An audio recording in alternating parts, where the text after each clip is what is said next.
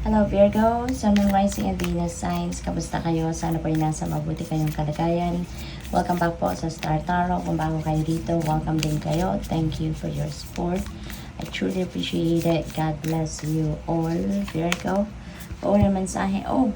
Prayer. Napakaganda kasi merong prayer dito na pwede ninyong dasalin if you would like to. Sabi dito, Dear God, help me always to remember that this present life is but a fleeting moment within eternity. Help me always to remember that this life is but a dream. Help me always to remember that you exist within everyone and everything. Help me always to remember that love is all there is and all else is an illusion. Thank you. Napakaganda. Heartwarming, no? Na dasal ito na pwede ninyong dasalin. We have gratitude. Ayan, thank you. This is a heartfelt thanks to you from someone you recently helped in some way.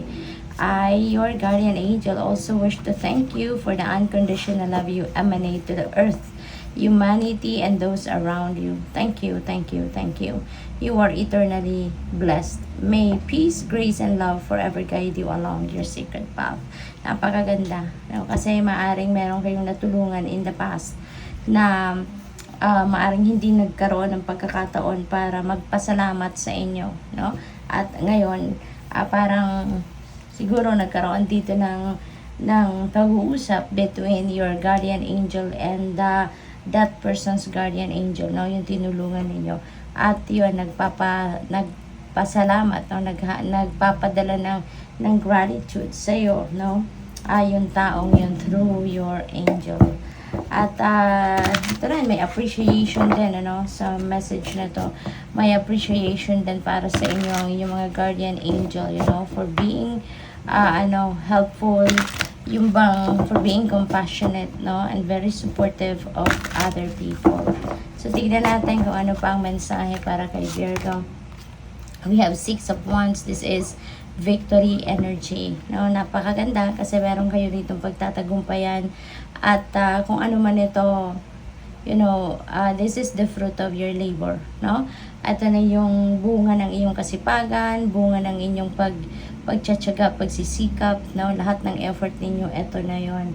And maaring sa trabaho yan, pwedeng sa negosyo, pwede rin na sa career ninyo ito na pinag-effortan ninyo lahat, no? And here you go. You are going to soar high, no? Sa ngayon at tagumpay, no? Tagumpay ang kung ano man ang inyong ginawa. We have the Fool at ang tagumpay na yan ay magbubukas ng bagong pinto para sa inyo. You are going to start a new endeavor, a new venture, or bagong relationship, or anything, no? Depende sa inyong sitwasyon. Maaring ito yung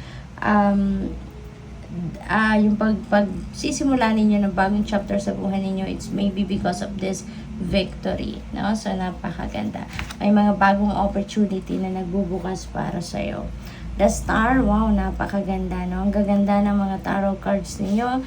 The Star is about new beginnings. Then there's new hope, new optimism, no, excitement, may ganon.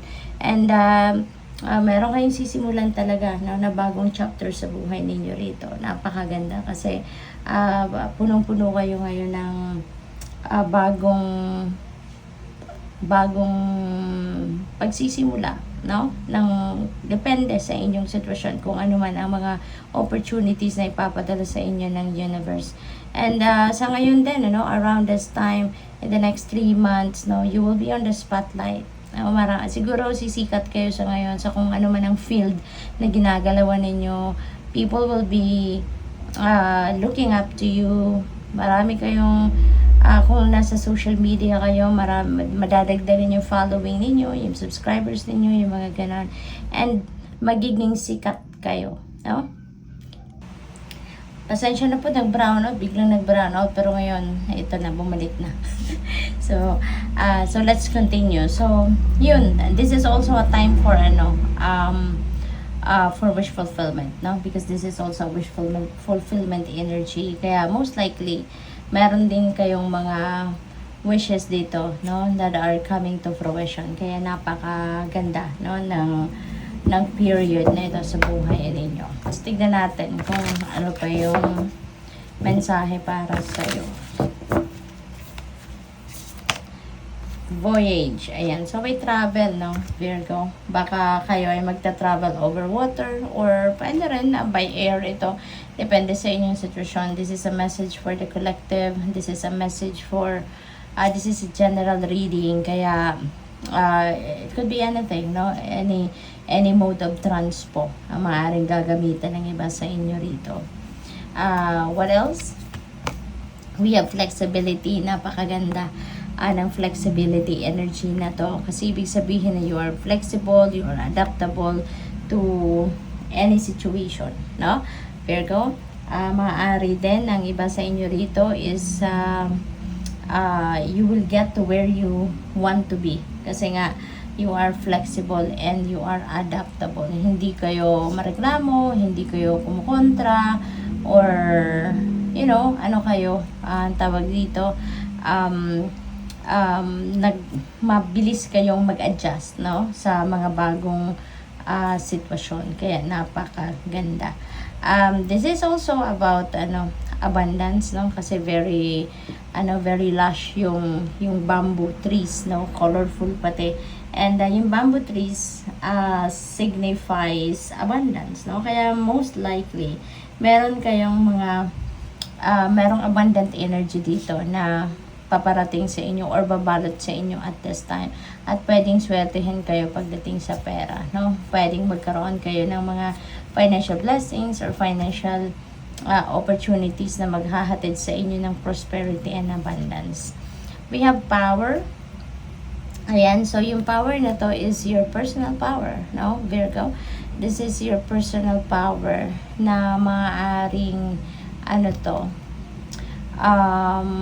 matagal na ninyong hindi nagagamit, no? Maaring hindi kayo nagkaroon ng pagkakataon na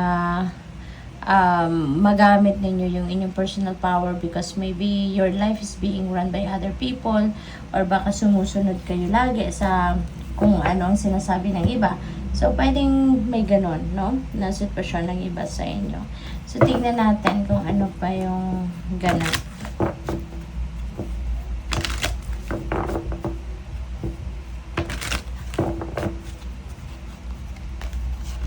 We have expecting miracles, Virgo. So, maaaring ang iba sa inyo dito are receiving miracles, no? Maybe you are expecting some kind of miracles. Maybe you are praying for miracles, yung ganon, or probably Virgo, meron ditong meron kayo ritong mga dinadasal, no, na maaari sa tingin ninyo imposible, pero because you believe, no, that you believe in God, and you believe that there's no impossible, no, nothing is impossible with God. Kaya maaring ito yung ine-expect ninyo, no, na there will be miracles, there will be magical moments, no, na maaring mag-unfold sa buhay ninyo. We have awakening, ancient wisdom, deep inner knowing is emerging within me. Okay? Napakaganda. Kasi kung ano man itong mga natutunan na ninyo sa buhay in the past, maaaring ito na yung maaaring ito na yung pagkakataon na magamit ninyo, no? Yung wisdom ninyo, yung mga alam ninyo, mga natutunan ninyo in the past. This is the time that you are going to apply that, no, sa inyong sitwasyon sa ngayon. So, napakaganda kasi ito na yung pagkakataon na magamit ninyo, no, kung ano man ang mga natutunan ninyo dati. We have planting seeds. Ayan. So, spring season na sa buhay ninyo sa ngayon, Virgo. You are about to plant seeds na sa ngayon, no? At ang itatanim ninyo rito, kung ano yung seeds ng kung ano man ang gusto ninyong makitang bunga in the future or at a certain period of time. Kaya ang mahalaga rito, before you plant seeds, dapat tignan nyo muna kung ano yung gusto mong bunga, 'di ba? Para malaman mo kung anong klaseng ang itatanim ninyo, 'di ba?